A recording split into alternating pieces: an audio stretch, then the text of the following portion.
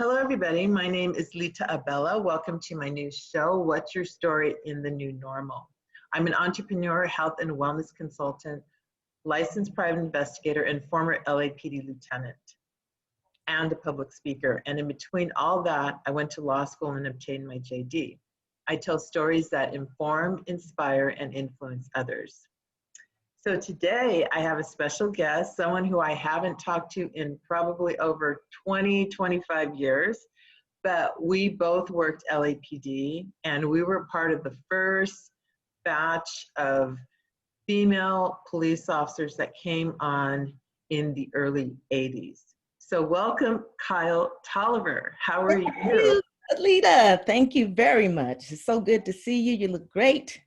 Thank you. You look fabulous too. It's great. It's like we literally have not seen or talked to each other in, like I said, 20, 25 years. So this is indeed awesome. And we found each other on Facebook. So we've been kind of seeing, each other on Facebook, which social media has so many positives about it.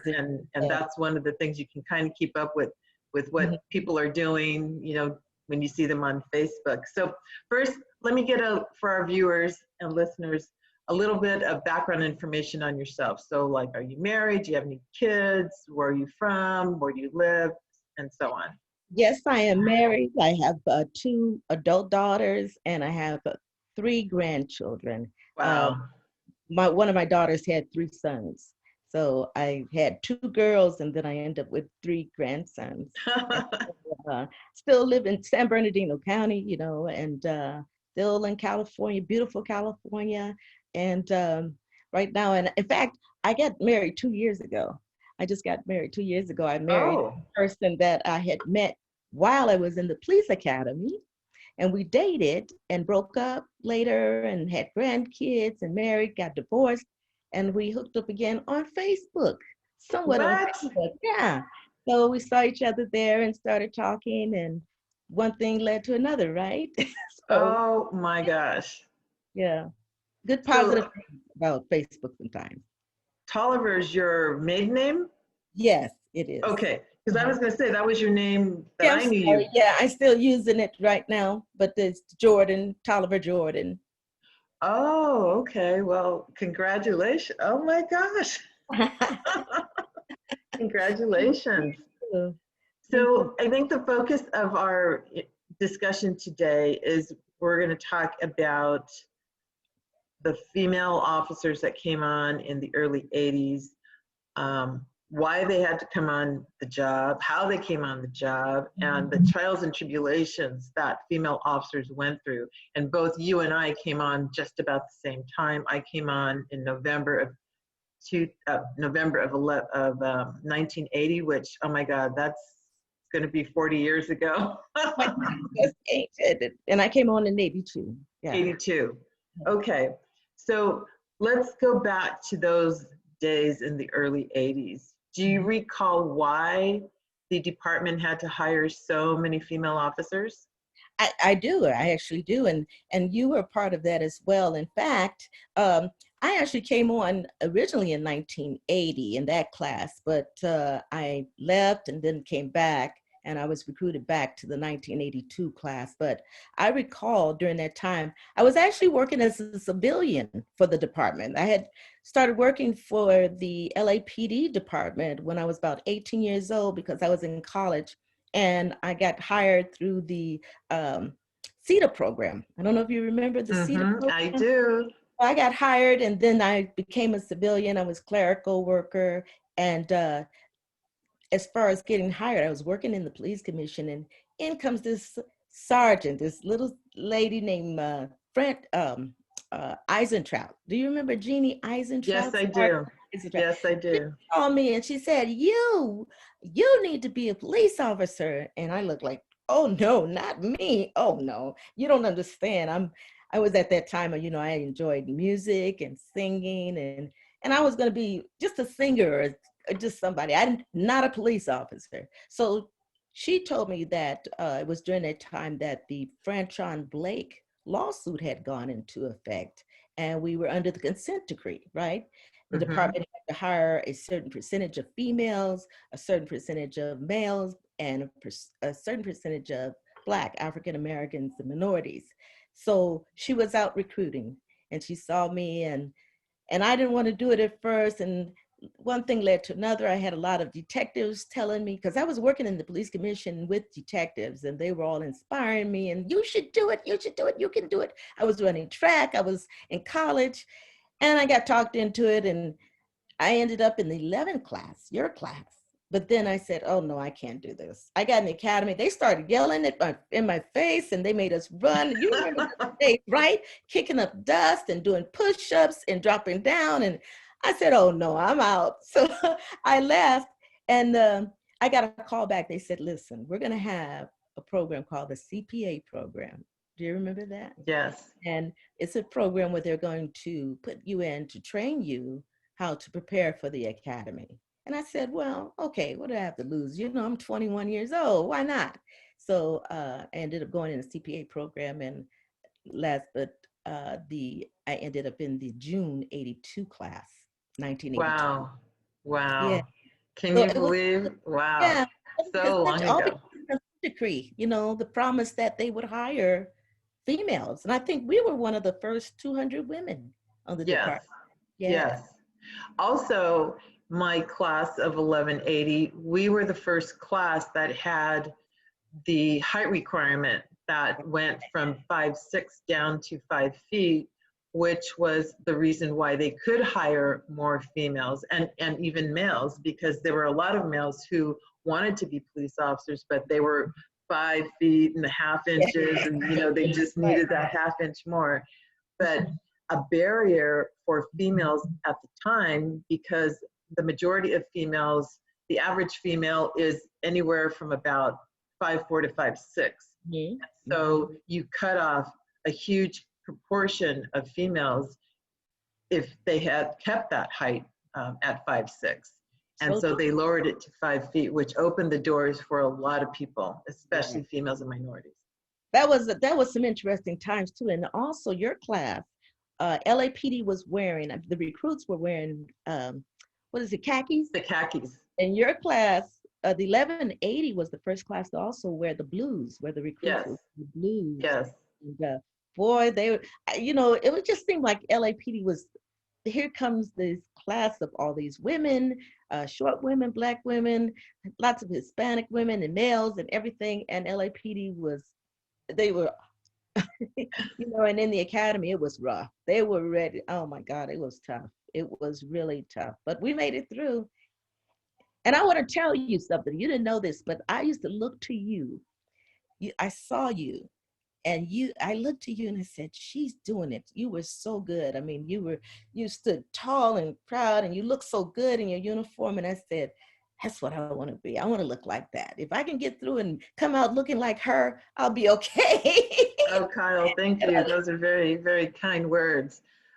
For any of my classmates who are watching this, everybody knows that I was not that great in the physical fitness part. The running was so difficult for me. I remember a lot of my classmates, you know, I was always at that back end, and even though I was in shape, it's just, I had never run hills that were like straight up. And we remember how we used to run 5, 6, 7, 8, 9, 10 miles. Yes. And we would go out and not know, they would not tell us where we were going. They would just put us in the run. Now I was a road guard. I could actually run. I was running track in college, but I had never run the hills like that. And it was tough for me. So I remember one day I was running and I was breathing hard, and one of the sergeants said, you're about to make me yell at you. And I don't like that. So I said, I made up my mind. I am not going to be in the back. But, you know, I started running, and you're right. It was tough for everybody. It was not easy. Yeah, it was not easy.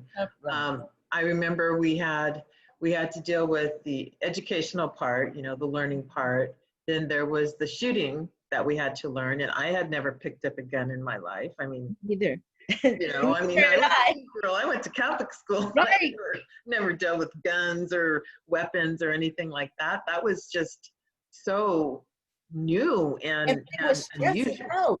But remember, I mean, that's the kind of the first time I really remember repeating that word, that term, stress. It was a lot of stress. So when we're trying to shoot, trying to manipulate the gun and trying to learn about those revolvers, right? Right. With the speedy Back loader. in the day, yes, Back in the we day. had the Smith 6-inch blue steel Smith and Wesson 38 revolvers. That's Yes. right. That's right. And we were getting yelled at from literally right in your ear while you're trying to shoot on the, but we did it, huh? And you We did it. did. We did. We both. There were a lot of women who it was a culture shock for us because for the men, a lot of the men, and it's very common for men who are in the military to transition into law enforcement because law enforcement is a quasi-military operation. That's right. Used to, getting up at dark 100 hours, being dressed in that uniform and it had to be perfect. Remember the gig line where the buttons had to go down the center, your zip Right. had to be perfect with your buttons. And Right. Your belt had to be, the belt buckle somehow had to be, that's when I learned, what is a gig line? A gig line, that line in the belt buckle, which had to line up with the line of the pants zipper, the zipper seam and things like that. And some names they used to call us back in the day, they would call us some names, huh? oh yes. Lots of really good names, like the military, I guess, but if you're not ready, I guess if you're a person you have not gone through the military, and they knew this, that it would definitely be not just the culture shock, but just the whole emotional of being told over and over that well, how tall are you? How much do you weigh? And knowing that you were in there as a trailblazer, but it didn't really mean a great deal of a thing because we were just so frightened and worried that we would not make it through. And then the PT test was the catalyst that really made it whether or not you would graduate or not back then. If you got your gun taken during the PT test, remember the PFQ, Yes. but PT, actually the test, it was really tough. Wrestling. Yes. And we There were had to. so many things that Mhm. we just had never experienced before that most of the men had experienced, especially if you were in the military or even high school. Right. Women usually at that time didn't take wrestling or any type of physical combat type of extracurricular activity. So it was new for a lot of us and a culture shock, to say the least. Right. I remember. And then they had something else that they had that was soon, a lot of things that were done in the academy. There were other lawsuits that came about where they had to get rid of certain titles like Discipline Hill. Remember Discipline Hill? If you were keeping up the class, or if your class messed up, did something they weren't supposed to do, there was that Discipline Hill that ran from the bottom of the academy all the way behind near Cardiac Hill. Yes. And we would have to run in our shoes, in our dress shoes and dress blues. And you come out of classroom, get out, run now, things like that. But they stopped doing that for a while, I guess, because of other lawsuits. And as time went on, things like that, like they said, Discipline Hill had to be renamed something else. And for those of you who are not familiar with Los Angeles, the police academy was literally across the street from one of the main entrances to Dodger Stadium. So everybody knows where Dodger Stadium is, even if you're not from Los Angeles, because you watch the Dodgers. And it just so happens the Dodgers are in the World Series. Yes. Oh, Dodgers. Yes, our Dodgers.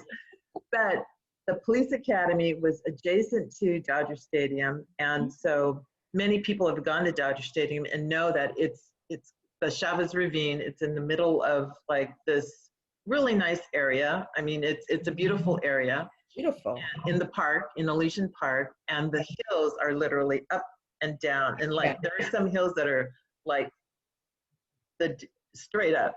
Right. Read those, like you said, in your uniform shoes, it was just, the academy was something that no one will ever forget. I mean, it's something in your whole life that you will never forget. And so we finally graduated from the academy, and then you're on probation. Your probation's 18 months, 6 months of the police academy, and then another year in a patrol division. Correct. And so where did you go for your patrol division? I went to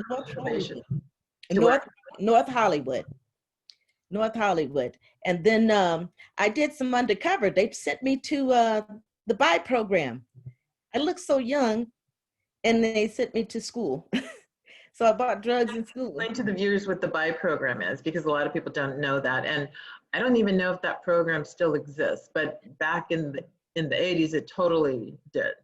And it was much wanted. The BI program, being the undercover BI program, is what it's titled, but it's the undercover school BI program, where they place a police officer, if you look young enough, in the school, and your job is to find out who's selling narcotics. And sometimes you find out other things too. You find out if teachers are having relationship with the children, all kind of other things. But the main purpose of it is to ward off the selling of drugs in and around the school. And no one knows you're in there. At one point, I think they would tell the principals if there was an undercover officer in the school. And then later they decided not to, because I think there was some principals that got busted. But if people remember 21 Jump Street, the original one, I know there were a couple of other newer editions of 21 Jump Street, the TV show. Yes.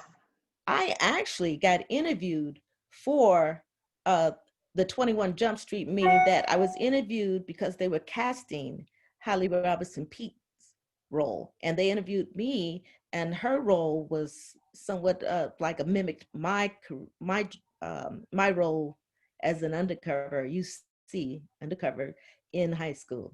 So you go into high school and you do these buy buses, they call them, find out where narcotics are being sold, and then later make arrests. And supposedly it wards off the people buying drugs. And then came DARE program after that. Remember the DARE? Yes, I actually I was a supervisor in the DARE program. So did you work the DARE program also? I did for a short while. I did the training, and then, I did the DARE. And then I went into training division, where I always wanted to work. Just go back to training division.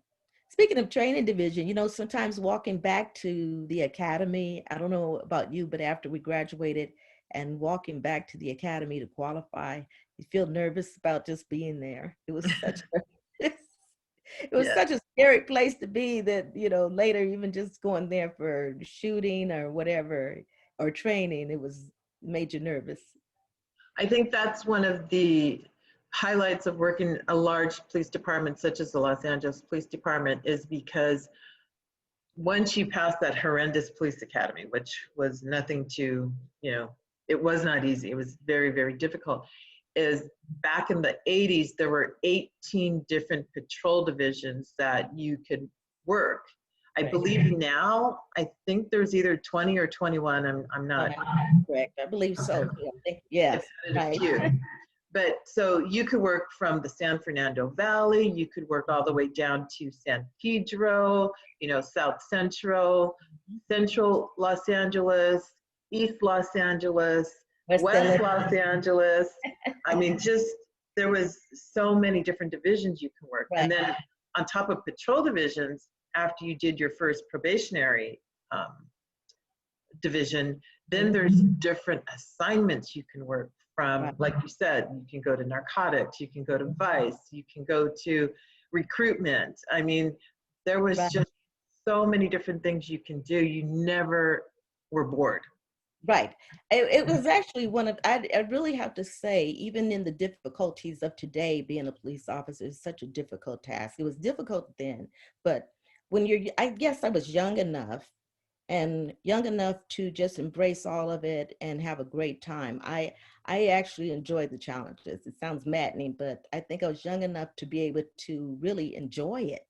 It was such a great challenge, such a time of my life.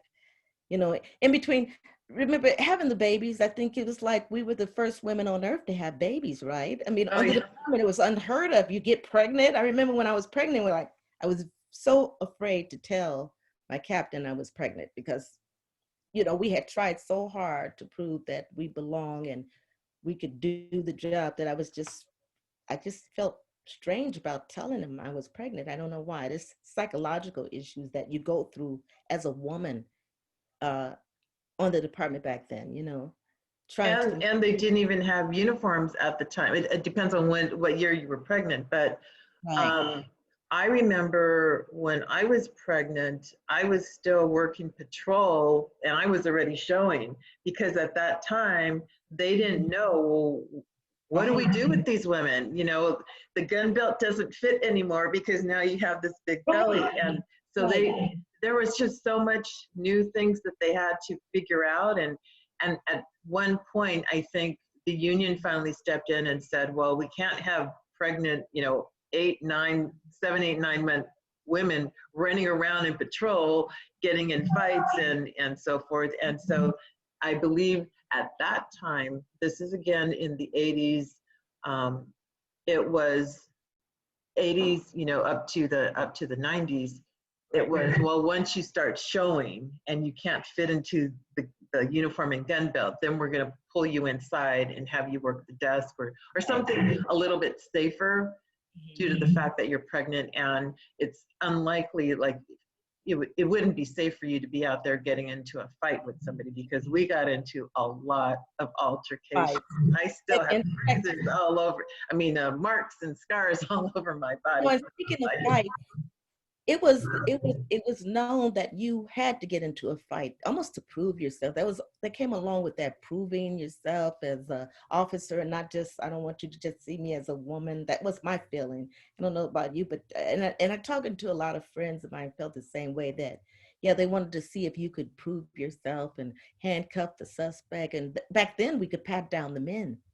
We Right. you pat them down, and you pat them down and make sure you put the cuffs on right. I know when I was on patrol, I was just nervous, I guess, and I didn't put the cuffs on as smooth as I could. But that was a lesson. That was time went on where you could put those cuffs on really good. I Mm-hmm.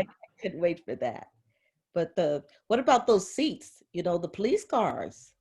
We did not have bucket seats. I mean, at one time, I think a lot of patrol divisions. I know West LA, they had a few bucket seats, but most of them was one seat. What is that called? The one seat where you have to, you know, there's no division in between. Right.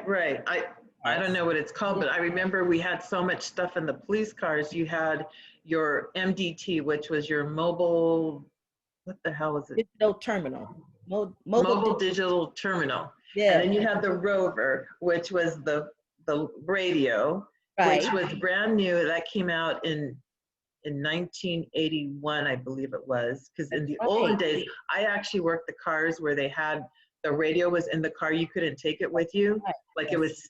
it was just, in the car. And Right. so if you're out in patrol and you needed help, you'd have to run back to your car and grab the radio, put out a help call, go run back up and Mhm. join back in the fight with, Right. and help your partner. So Right. many things have happened. We're down to about the last Oh, maybe 8 minutes. So okay. you retired at what rank? I was a sergeant two and a D2. So sergeant supervisor and a D2. Which OIC. is a detective, detective Detective. too. Yeah, sorry, detectives. Yes. So we talked a lot about patrol. Talk a little bit about your experience as a detective. A lot of people, see all this stuff on TV, but tell us what a real detective does. We worked, well, first of all, work in Southeast. I work Southeast, which encompasses, it's part of the other west of Watts and things like that. But just working hard, a lot of paperwork, a lot of arrests, a lot of mostly paperwork. You're pushing that paperwork, trying to do filings, trying to find out who committed the crime, talking to your victims, talking to your witnesses. I worked rape crimes, I worked sex crimes, I worked juvenile. those tables are hard. It's a lot of work because, you know, people are constantly, this crime's happening all the time. And then you're looking to find the suspect, the named suspect, so you can get a case filed with the district attorney. So you're working very closely with the district attorney or filing it with the CA, and you're working with other units like the crash unit, the ones that, you know, community resources against street hoodlums unit. You're The working gang unit, with yes, yes. the gang unit to try to get your suspects who committed these crimes and get the crimes down. So you're very much a part of the crime stats, and you're working with the community, talking with people, trying to get to know your people. So it's much more work than I thought it was. I actually had more fun being a sergeant, to be honest with you, because sergeant patrol, you know, you're out there and you ride around, and you pretty much, the officers do all the work. You know, you just stand back and they need you to do something, but you're supervising them. But as a detective, you're hands-on, such Right, a work. You know, Los Angeles is not really that big, and I think people are really, it's big, but it's not. But a lot of people are surprised to find out that Los Angeles LAPD only had about, back then, about 8,000 police officers. I think now they're close to 10,000 still. But I think on any given day, what do you think? It was about 35 officers on patrol for right. the entire, If if that, that, because I worked a lot of like the morning watch, which would be the graveyard shift for regular people, and the right. night shift. So our night shift was like 3 to 11, and then our graveyard shift was 11 to 7 in the morning. And so you even have less. We would Right. have like maybe 6 patrol cars, depending on what division you worked. So 6 times 2, that's 12 officers to Right. cover a huge area. Right.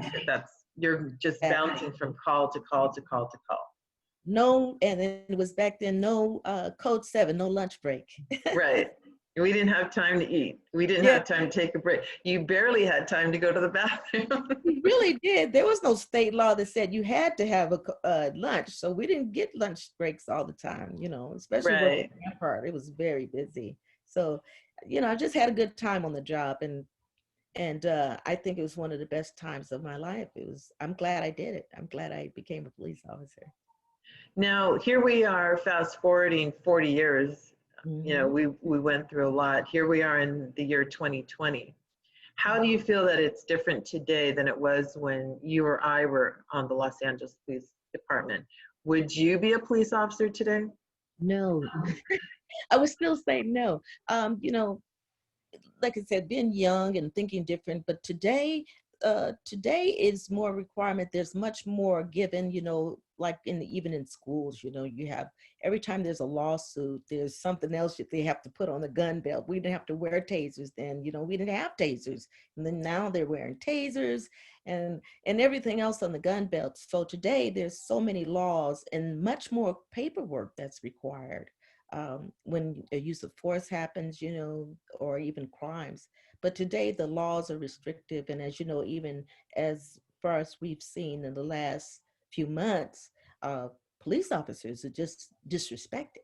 I mean, this fighting police, you know, you see It's this. crazy. Yeah, I'm looking at this, and it saddens me to see that it's come to that. Although, you know, police reform, I think is much needed.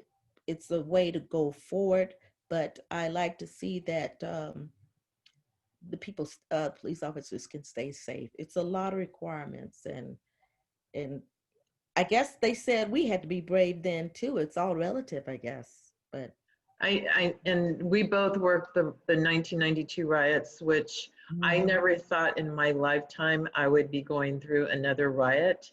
right, And this past year, there's been so much rioting and just chaos. And, you know, in my real job, because it's just a little hobby that I do, I actually work in downtown LA, which there's always protests. I mean, protest about everything from A to Z. But mhm, last couple of months, I thank God that I'm working from home due to COVID, because there's been so many riots out in not only the city of Los Angeles, but all over the country. It's just been crazy. Police officers are not um, respected and treated with respect anymore. And yeah, we both know that there are good and bad police officers all over. Right. And there's Sure. bad Right. police officers all over this country. They need to be taken away. They need to be prosecuted. They need to be um, um, Definitely removed penalized from the department. Right. and serve time for the heinous crimes that they've done. But Right. that's not 100% of law enforcement. That's only a handful. There's hundreds and thousands of excellent law enforcement officers throughout the country, and the way they're being treated now, every day a police officer, a law enforcement officer is killed in our country. And Yeah. it's so sad. Yeah.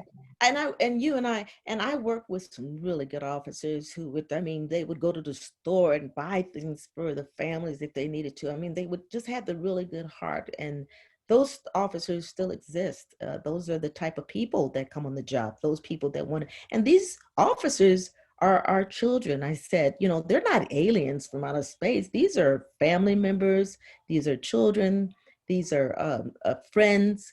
So they're part of our community. As such, they should be treated with respect. And a lot of them are veterans, have been in the military. Uh, as such, they should be treated with respect. Don't cast all of them out because of a few bad ones. Right. Yeah. So I really just pray for our country, and especially with our police officers, that they can endure and continue to have that heart to want to protect and Yes, do the yes, right thing. yes. Yeah. And this year is the year that no one's ever going to forget. The Oh year 2020, it started with Kobe's death, which boy. was so sad. And then we went into COVID, and then the protests and the riots, and now we have the election coming up. And Mhm. without getting into politics, Right. I truly believe that no matter who wins, there's going to be some problems. I really fear for police officers, for law enforcement officers. I fear for us good citizens. That's right. We obey the law, we pay our taxes, we do the Mhm. right thing, but yet Right. there's going to be some unfortunately innocent people who may be caught up in some really Mhm. terrible things that may happen. And Right. careful, we need to be mindful of our surroundings, and with all these criminals being let out early, Ugh. this And year brazen, more has brazen just, than we thought. yeah, it's When been we were, crazy. it's just really just brazen to get in your face and want to attack people even for their what their political uh, rights are. Whatever their political decisions are, people are being attacked for that. And I think people forget, this is the United States of America. We have a right to choose. We have a right to believe in what we want to believe in, religion, politics, or whatever. I don't tell you what to do. You don't tell me what to do or how to believe or how to choose. We are Americans where we are free to choose and believe in how we want to, Right. and if people just learn to respect one another, we wouldn't need half of the laws that are out there, Okay. because Yeah. treating people with care, love, respect, morals, ethics, and so Exactly. forth. So Exactly. Well, you teach yours, and I guess we have to teach our family members and people that, and just stay prayerful for one another. yes, yes. This has been great talking to you. We're out of time. And Oh, I just want to thank you so much for your time and just kind of reminiscing about our history on the Los Angeles Police Department. And I want to thank you for your service. And thank you for taking the time out to come on my show. thank you for having me. You've had some great people on your show. Thank Thank you you. so much. I said, what am I going to talk about? These are some great people on here to come after, but I thank you so much. And congratulations to you. You're an awesome, you always was highly intelligent, and I'm glad you're doing wonderful things. Thank you, Kyle. I truly appreciate that. And so for our viewers and listeners, please like the episode, subscribe to my channel. And if you know of anyone who tells stories that are informative, inspiring, and help positively influence others, please let me know, because I would love to bring subject matter experts on the show and just talk about and talk with good good people, good human beings. So thank you so much, Kyle. Thank you, And Salita. you take care of yourself. Here, bye. Bye.